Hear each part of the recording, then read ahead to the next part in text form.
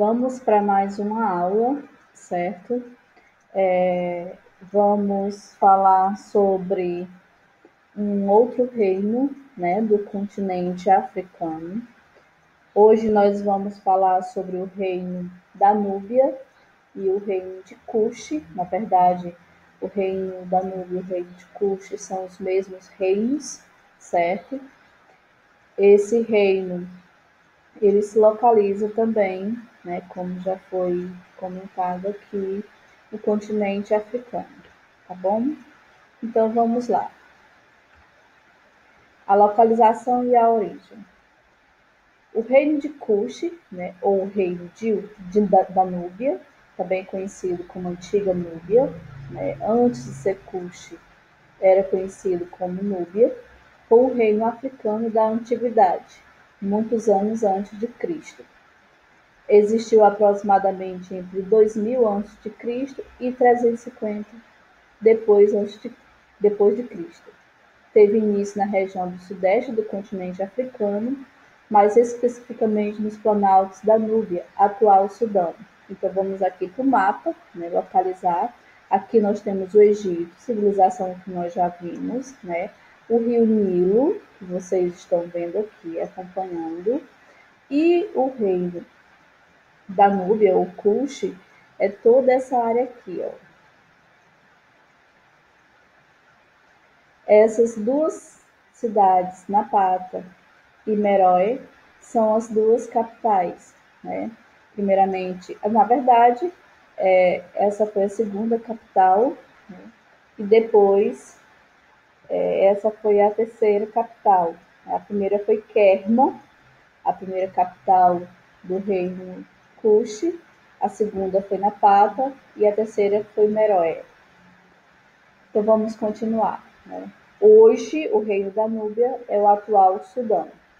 Lembrando que o reino da Núbia, ou Cuxi, eles também são banhados pelo rio Nilo, certo? A capital do reino ficava na cidade de Napata. Lembrando que essa foi a segunda capital.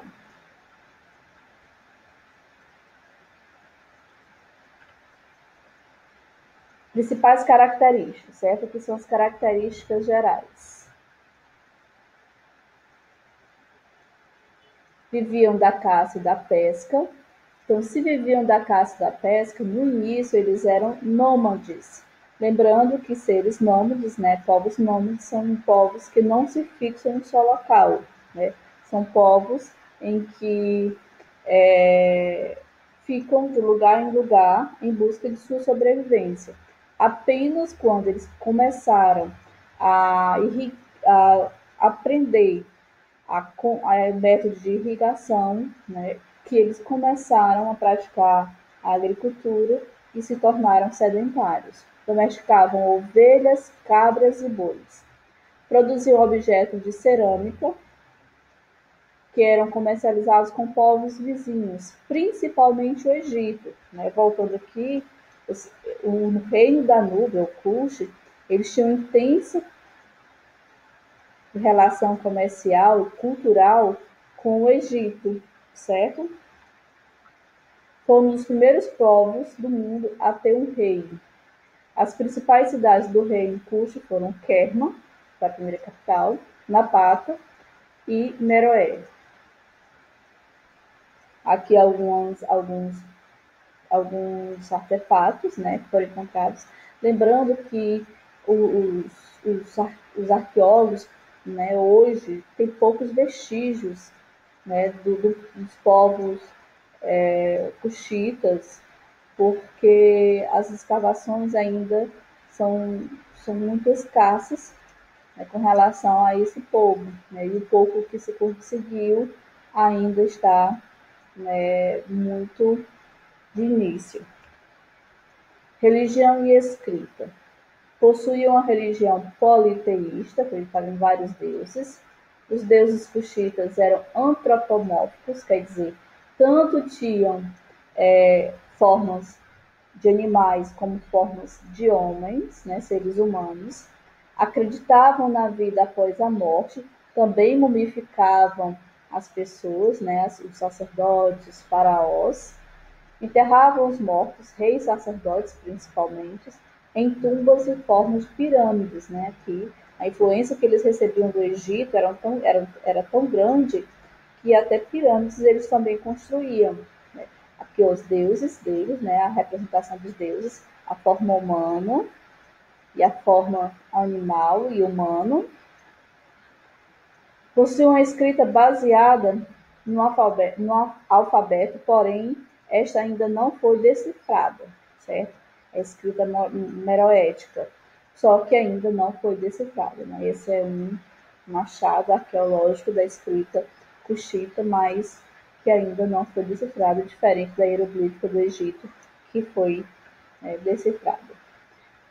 Diferentemente dos egípcios, né, que era uma sociedade totalmente patriarcal, e o que é uma sociedade patriarcal, onde o homem tem o poder, o homem domina, uma sociedade onde os homens sempre vão dominar, a sociedade cuxita, né, o Danúbia, ela é uma sociedade tanto patriarcal quanto matriarcal. As mulheres, elas têm sua importância também no poder, né, de governar. O Estado cuxita era governado por um rei, que representava para seu povo o papel de um deus, né? Aqui também muito parecido com os egípcios. Era a representação dos deuses aqui na Terra. Os candidatos à posição do rei eram sempre membros de uma família real, preferencialmente irmãos do soberano. Aqui é uma bem interessante. São duas características bem interessantes da sociedade cuxita, que é bem diferente dos egípcios.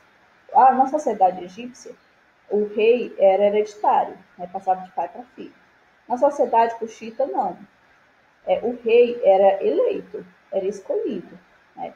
Eles escolhiam, tinha uma votação, eles escolhiam claro que não eram todos que escolhiam, eram os sacerdotes, eram as pessoas mais importantes que escolhiam, mas não era passado de pai para filho. Depois da escolha desse rei, havia plotava uma semente, e se os deuses achassem que a escolha tinha sido a certa, né, havia um sinal dos deuses para dizer que aquele rei escolhido realmente foi a escolha certa. A sucessão real cuxita não se dava, portanto, de pai para filho. Muitos grupos participavam da escolha do rei, por nobres militares e altos funcionários do Estado. Né? Como eu falei, não eram todos os habitantes cuxitas que participavam da escolha dos reis. As rainhas. Né? Aqui a gente fala já da sociedade matriarcal do período em que os cuxitas foram foram governados pelas rainhas. As primeiras governantes mulheres, rainhas, não dividiram o poder com nenhum outro nobre. Eram elas mesmo que dominavam. Eram as candaces. Elas eram responsáveis também pela estratégia militar do exército. Podemos dizer, então, que coexistiam os sistemas patriarcal e matriarcal. Então, tinham períodos em que os homens governavam e tinham períodos em que as mulheres governavam. Né? Tinha período em que os homens dominavam a sociedade e períodos em que as mulheres tinham sua importância. Então, já por aí já dá para ter uma ideia, né, de que a sociedade cuxita era diferente da sociedade, né, egípcia, da Mesopotâmica, de outras que a gente, né, já viu, ok? Outra observação é que os egípcios, eles dominaram, né, os cuxitas durante um tempo, e essa dominação ela ocorreu em 1530 a.C., só que quando foi em 1730, os cuxitas dominaram os egípcios. Né? Ocorreu o inverso. Outro dado interessante, que os faraós negros, né, quando teve a dominação dos cuxitas sobre os egípcios, né, quando eles dominaram o Egito, eles usavam uma coroa com duas serpentes. E por que esse símbolo das duas serpentes? Porque as duas serpentes simbolizavam o reino de Cuxi e o reino, né, o reino do Egito. Eles queriam demonstrar que tanto eles governavam o Egito como governavam o reino de Cush, ok? Então esse é o resumo do Império Kush, né, do reino de Kush, do reino da Núbia, que são os mesmos reinos, antigamente era chamado de reino da Núbia, e depois se tornou o reino de Kush, ok? Então, boa aula, façam as atividades e até a próxima semana.